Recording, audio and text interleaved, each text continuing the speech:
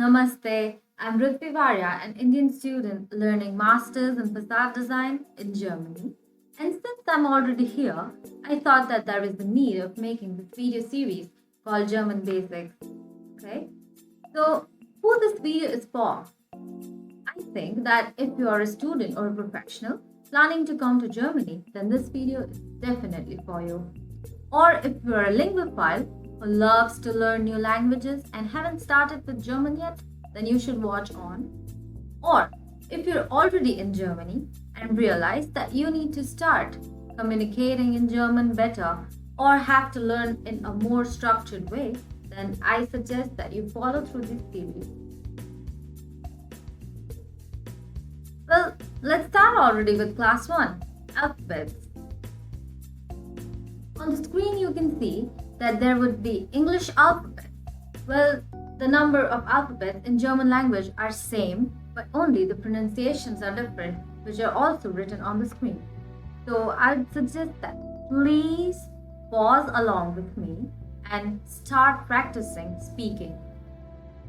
A, B, C, D, A, F, G, H,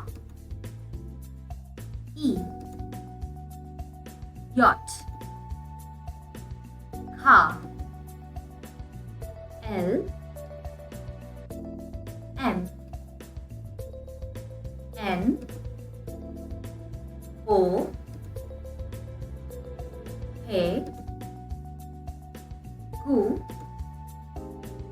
R, S, T, U,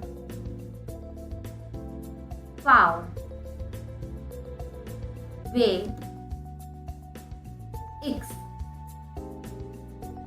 Y, Z.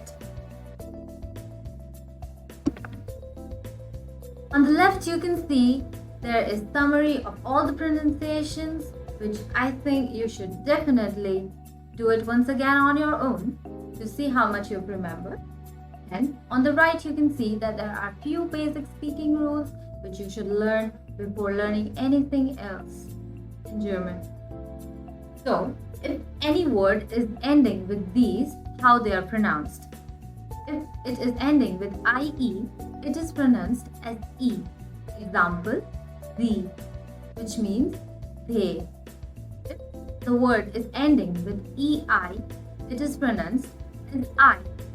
Example, by, which means at. If there is an S in German, it is pronounced as the, and the is pronounced as S. Example, sagen und zwei. Next point is, on the alphabet A, you can see two dots. It is called as umlaut. It is pronounced with a hint of E. Example, A. Earlier we saw that normal English alphabet A is pronounced as A in German, but with umlaut it is pronounced as A. Example, beta. Next, the beta symbol is called as asset and it is pronounced as double S. Example, gross, which means big. That's all for now, and vielen Dank. Hope you liked it. Stay tuned for more. Ciao.